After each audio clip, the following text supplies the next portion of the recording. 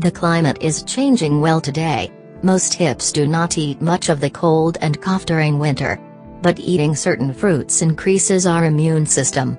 Let's see where they are. Beta-carotene is a carrot that provides the necessary iron, copper, and potassium for your body. It controls the blood sugar levels that are crucial in winter. Vintage fruit is a low-calorie orange winter. Vitamin K and vitamin C also provide potassium and fiber to the body.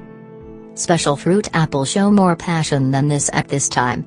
Dietary fiber is fierce with diabetes. This is not a fruit, but spinach is also one of the food items to eat. It offers antioxidants like flavonoids and carotenoids to your body. Beetroot is a great way to live in winter than in other periods. It's very profitable. The heart, kidneys, blood, and the whole body keeps it healthy. Green peas, turnip, mustard leaves, add food to your diet even during winter. Please share and let everyone know.